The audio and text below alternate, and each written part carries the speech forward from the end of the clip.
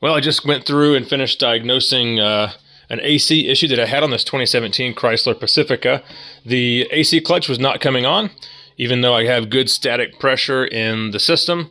As far as refrigerant goes, I was not able to turn it on with a scan tool, and it wouldn't come on its own. So this is actually the issue. This is a AC compressor clutch coil, and this is what turns on your compressor, more or less. So you can't buy this by itself.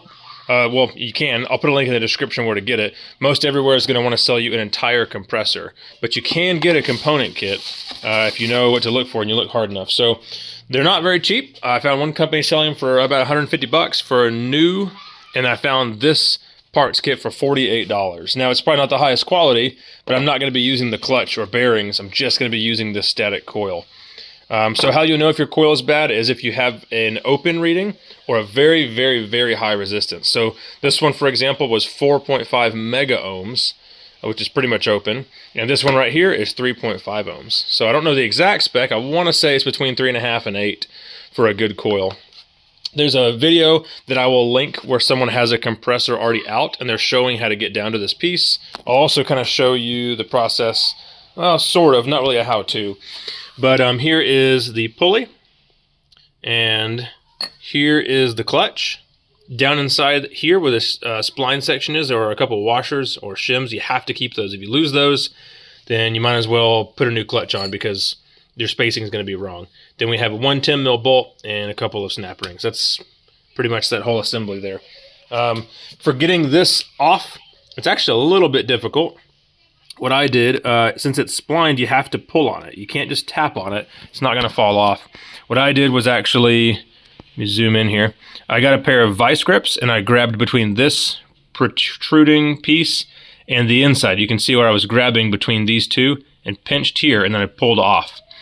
I did that on 3 sides, gave it a good pull while I was tapping on it, and came off pretty easily. If you just bang on this thing thinking it's a flat or tapered shaft, then you're going to ruin it and you're going to end up having to replace it. So let's take a look inside here. That's the inner fender, which you're going to have to remove.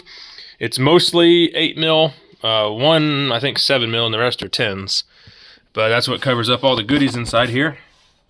So here's your compressor. This is the plug for the compressor, and it is plugged in this direction with the button on the other side. So it's kind of a pain in the butt to remove, and it has that child-proof lock, which is what we're going to call it. So all you have to do is relieve tension on the belt, which we have a 1/2-inch ratchet right there, and the perfect amount of tension relieved actually just rests on the frame, so that's great. But you need a couple of snap ring pliers to pull out those 2 different sizes there.